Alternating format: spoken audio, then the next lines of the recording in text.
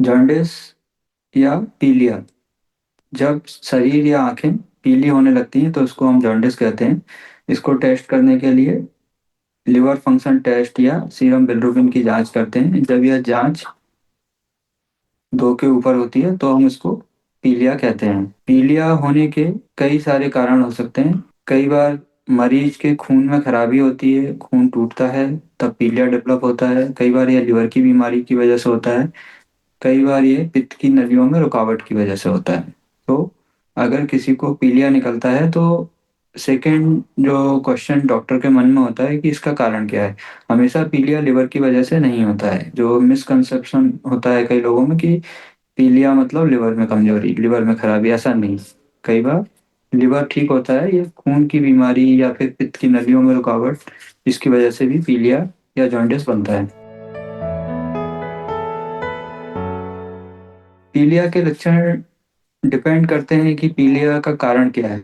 यह पीलिया अगर खून टूटने की वजह से, बीमारियों की वजह से है, तो ऐसे मरीजों में थकान, अत्यधिक कमजोरी, पेशाब का पीला होना और शरीर का पीला होना, ये लक्षण के साथ में आते हैं। जबकि पीलिया जब लिवर की बीमारी की वजह से होता है तो शरीर में खुजली होती है, पेशाब पीला होता है, लैट्रिन का रंग भी मटमैला हो जाता है।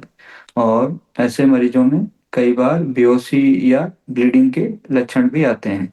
और जब पीलिया पित्त की नलियों में रुकावट की वजह से होता है, ऐसे मरीजों में अत्यधिक खुजली होती है, लैट्रिन मिट्टी के रंग की होती है, पेशाब बहुत ज़्यादा पीला होता है। तो ऐसे लक्षण जो हैं वो किस जगह पे कारण है उसके हिसाब से आते हैं मरीजों में। पीलिया होने के कारण बच्चों में स्लाइटली अलग होते हैं बड़ों की तुलना में।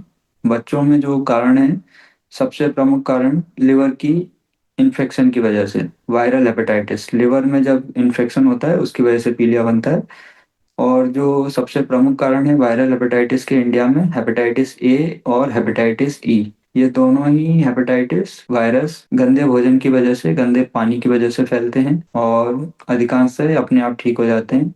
जबकि हेपेटाइटिस बी की वजह से पीलिया जो होता है तो ये खून से फैलने वाली बीमारी होती है। कई बार ये माता से बच्चों में आती है या फिर ब्लड ट्रांसफ्यूजन या किसी ऑपरेशन के बाद हेपेटाइटिस बी का इन्फेक्शन लगता है तो उसकी वजह से आता है हेपेटाइटिस बी। और ये जो पीलिया कराता है तो कई बार इसमें लिवर फेल होने की संभावना भी रहती है। तो हेपेटाइटिस की वजह से जो पीलिया होता है उसके लक्षण अलग होते हैं और कारण अलग हैं। और बच्चों में पीलिया कई बार जेनेटिक होता है। कुछ बीमारियां जो जन्मजात मरीजों में आती हैं, जैसे कि Gilbert syndrome, Crigler Najjar type 1, type 2 disease. ऐसे मरीज जो पीलिया होता है उसमें इनडायरेक्ट बिलिरुबिन अत्यधिक मात्रा में होता है। ऐसे मरीजों का पीलिया बीच बीच में कम होता है और अपने आप कोई बॉडी में स्ट्रेस होने पर एंटीबायोटिक के सेवन से, फास्टिंग की वजह से बढ़ जाता है और ये हमेशा के लिए जिंदगी भर रहता है। इसके बाद लिवर के अलावा जो बीमारियां पीलिया कराती हैं वो खून टूटने की बीमारी, जैसे किसी को अगर सिकल सेल डिजीज है, G6PD डेफिशिएंसी है, स्पीरोसाइटोसिस है,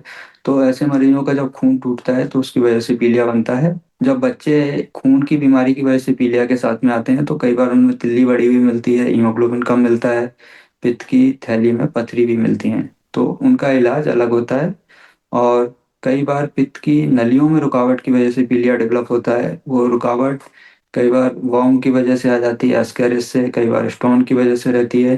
कुछ लोगों का पैंक्रियास कमजोर होता है तो उसकी वजह से पित्त की नलियों में रुकावट आती है तो मरीज को खुजली होती है, बुखार भी आ सकता है, पेट में दर्द होता है।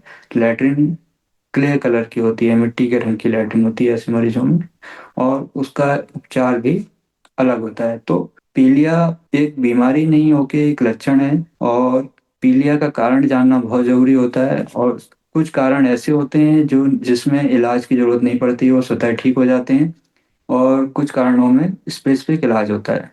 अतः सभी पीलिया को एक जैसा ना माने, सभी अलग हैं। किस कारण से पीलिया हो रहा है यह जानना बहुत जरूरी है।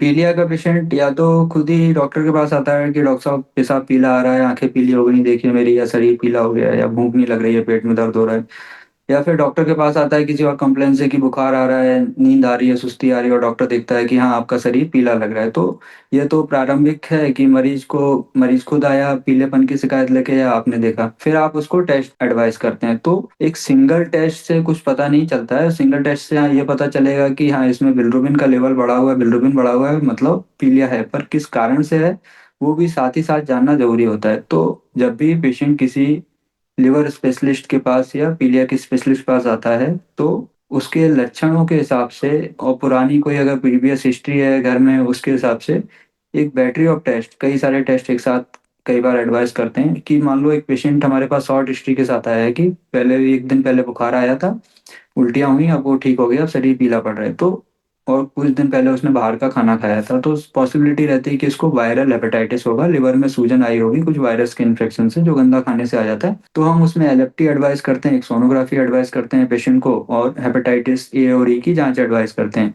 अब हमें उस जगह पे पित्त की नलियों में सिकुड़न या खून की बीमारी से रिलेटेड पीलिया की संभावना नहीं लग रही है, तो वो टेस्ट हम एडवाइस नहीं करते हैं, क्योंकि वो अननेसेसरी बर्डन क्रिएट करेगा।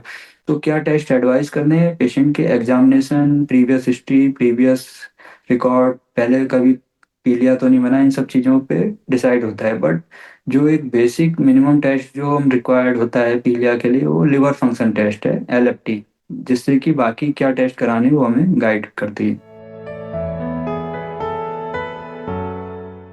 पीलिया का लिवर और पेट पे असर नहीं पड़ता है, लिवर में कमजोरी होने पे पीलिया होता है। अगर किसी का लिवर फंक्शन नहीं कर रहा है, तो जो बिलिरुबिन जो नेचुरली बनता है बॉडी में रेड ब्लड सेल के ब्रेकडाउन के बाद, वो बॉडी एक्सक्रीट नहीं कर पाती है स्टूल में और यूरिन में, तो बॉडी में धीरे धीरे पीलिया बढ़ने लगता है। तो लिवर जब कमजोर होता है, डाउन होता है, या तो वो क्रॉनिक लिवर डिजीज की वजह से हो या सडन एक्यूट इंसल्ट हो। सडन एक्यूट इंसल्ट वायरस की वजह से हो सकती है, टॉक्सिन्स की वजह से हो सकती है, पेन किलर की वजह से। तो जब लिवर अपना काम करना कम कर देता है, तो बिलिरुबिन का लेवल धीरे धीरे बढ़ने लगता है, क्योंकि बिलिरुबिन लिवर से एक्सक्रीट होता है, निकलता है बॉडी से बाहर। तो पीलिया का बढ़ना एक मार्कर है लिवर में कमजोरी का। और जब लिवर कमजोर होता है, तो लिवर के और सिम्टम आने लगते हैं, जैसे कि कई बार बच्चों में पेट में पानी आना, पैरों में सूजन आना, इवन बेहोशी आना, खून का पतला होना, ब्लीडिंग होना। तो उसकी जो जड़ रहती है वो लिवर में रहती है। हाँ, जरूर कुछ कारण होते हैं जहाँ की पीलिया लिवर से ना होके पित्त की नलियां जो लिवर से निकलती हैं उनमें रुकावट की वजह से, या फिर खून की बीमारी की वजह से हो सकता है। तो ये तीनों जो टाइप होते हैं पीलिया के प्रकार, इनको प्रॉपर डिफरेंशिएट करना बहुत जरूरी है, क्योंकि सभी का स्पेसिफिक ट्रीटमेंट है। वो डिपेंड करता है कि किस वजह से पीलिया हुआ है। जैसे कि हम लिवर की बीमारी से लेकर चलें, जो अधिकांशतः मोस्ट कॉमनली हम देखते हैं, तो हेपेटाइटिस ए और हेपेटाइटिस ई से होने वाला एक्यूट वायरल हेपेटाइटिस, ये हेपेटाइटिस पूरी तरह अपने आप ठीक हो जाते हैं, बॉडी खुद इनको रिकवर कर लेती है। इसमें जो सबसे इम्पोर्टेंट चीज़ है न्यूट्रिशन और हाइड्रेशन एंड लिवर सपोर्ट। तो ऐसी कोई स्पेसिफिक मेडिसिन नहीं होती, एंटीडोट नहीं होता, बट न्यूट्रिशन का ख्याल रखना बहुत इंपॉर्टेंट है। जो कई बार देखा जाता है कि पेशेंट के अटेंडेंट कई दिनों तक पेशेंट को खाना नहीं देते हैं। जब लिवर वीक होता है, तो उसको अत्यधिक कैलोरी और प्रोटीन का रिक्वायरमेंट होता है, उसको फास्टिंग में नहीं रखना होता है। जो मिस्टेक करते हैं कि सब कुछ खाना बंद कर देते हैं, तो शरीर वीक होने लगता है, मरीज सुस्त पड़ जाता है, डिहाइड्रेशन हो जाता है, बाकी ऑर्गन इन्वॉल्वमेंट होते हैं। तो न्यूट्रिशन एक लिवर का बहुत बड़ा ट्रीटमेंट में एक रोल होता है, चाहे वो एक्यूट लिवर इंजरी हो या फिर लंबे समय से होने वाली बीमारी जिसे क्रॉनिक लिवर डिजीज कहते हैं, सिरोसिस कहते हैं। उसमें दोनों में न्यूट्रिशन का हमें बहुत ज़्यादा ध्यान रखना चाहिए। सेकंड, इटियोलॉजी क्या है लिवर की बीमारी जो दिक्कत हुई है वो किस वजह से हुई है। हेपेटाइटिस बी की वजह से हुई है, तो उसकी मेडिसिन आती हैं। पित्त की नलियों में रुकावट है, तो उसको ओपन करना होता है, या तो एंडोस्कोपी से या सर्जिकल। अगर खून की बीमारी की वजह से पीलिया हो रहा है, तो उसका स्पेसिफिक मेडिसिन है। कुछ ही इलाज, कुछ बीमारियों के इलाज में मेडिसिन चलती हैं, किसी में परहेज रखना होता है, जैसे कि G6PD की बीमारी। और कुछ बीमारियां जैसे स्पीरोसाइटोसिस, इसमें अपन को तिल्ली को ऑपरेशन करके निकालना होता है पीलिया के उपचार के लिए। ये चीज़ सबसे ज़्यादा मैं पेशेंट में काउंसल करता हूँ, रेस्ट्रिक्शन। रेस्ट्रिक्शन तो घर वाले लगाते हैं पेशेंट पे। जैसे कि बताया मैंने कि हेपेटाइटिस ए और ई गंदा खाने से होता है, गंदा पानी या गंदा खाने से। तो जस्ट सिंपल है कि आपको बाहर का खाना बंद करना है, पानी बॉइल्ड या फिर आरओ का पीना है, जिससे कि कोई इन्फेक्शन, वायरस या बैक्टीरिया आपके पेट में ना जाए, और आपको ताज़ा पका हुआ घर का भोजन लेना है। तो ये बेसिक चीज़ें हो गई। अब क्या-क्या खाना है, तो आपको हाई प्रोटीन, हाई कैलोरी का रिक्वायरमेंट है। प्रोटीन के क्या सोर्स हो सकते हैं, तो दालें, चना, राजमा, छोला, मशरूम, सोयाबीन ये प्रोटीन में आते हैं। मिल्क प्रोडक्ट ये प्रोटीन के सोर्स हैं।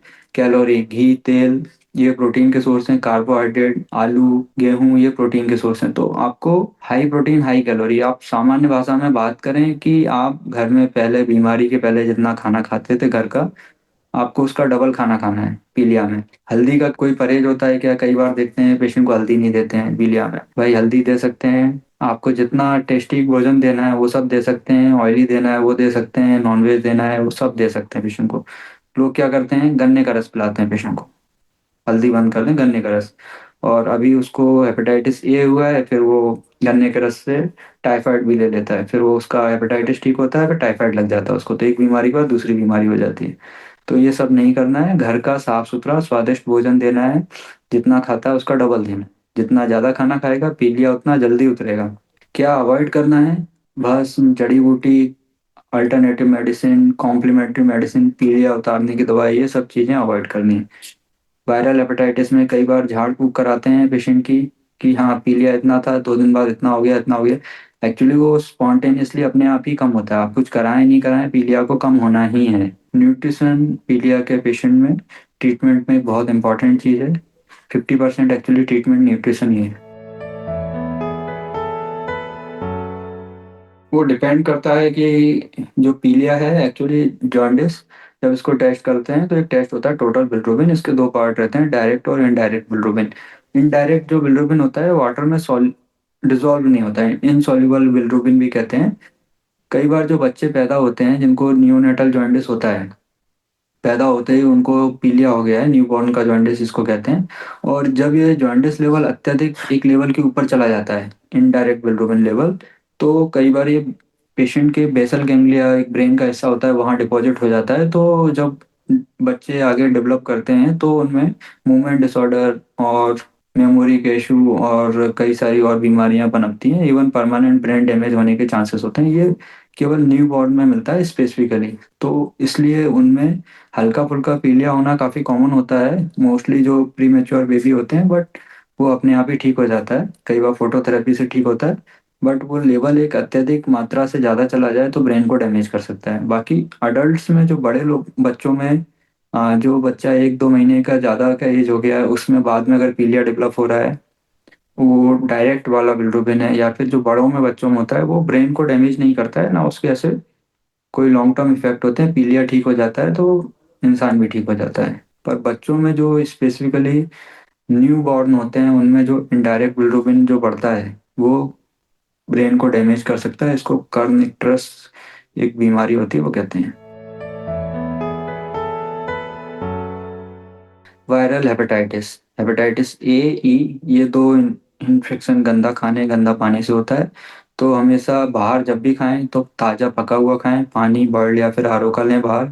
कच्चा कुछ भी नहीं खाएं बाहर। अगर आप फल खा रहे हैं बाहर, घर पे लेके आएं, उसको आरओ के पानी में धो के छीलने के बाद खाएं। तो कंटामिनेटेड फूड और वाटर, इनका आपको ध्यान रखना है, ये कंटामिनेशन नहीं होना चाहिए। इससे आप हेपेटाइटिस ए और ई से ज़िंदगी भर बच के रहेंगे। और हेपेटाइटिस बी से प्रिवेंशन के लिए ब्लड बॉर्न होता है। तो अनप्रोटेक्टेड सेक्सुअल इंटरकोर्स से, निडल शेयर करने से, ब्लड ट्रांसफ्यूजन से हेपेटाइटिस बी फैलता है। इसका पता करने का केवल एक ही तरीका है, जांच। तो अगर कभी जांच नहीं कराई है तो हेपेटाइटिस बी की जांच करवाएं। बचपन में अगर वैक्सीन नहीं लगाए तो हेपेटाइटिस बी का वैक्सीन लगवाएं। तो हेपेटाइटिस ए, ई और बी, ये 3 हेपेटाइटिस से आपको बच के रहना है। ये सबसे खराब है और इनका जब हो जाता है तो बड़ा दिक्कत देता है पेशेंट को। एक हेपेटाइटिस सी होता है जो आजकल काफ़ी कम हो गया है इंडिया में, क्योंकि इसका बहुत ही अच्छा ट्रीटमेंट अवेलेबल था, इसलिए वायरस का लेवल कम हो गया है। अगर आप हेपेटाइटिस बी की जांच कराने जा रहे हैं तो सी की भी जांच करा सकते हैं। इन हेपेटाइटिस में अपन को कभी ऐसा नहीं कि लक्षण आए तब जाके जांच कराएं, इसका वेट नहीं करना चाहिए। क्योंकि लिवर क्या है कि ऐसा ऑर्गन है, जब तक कि वो 70-80% परमानेंट डैमेज ना हो जाए तो उसके कोई लक्षण नहीं आते हैं।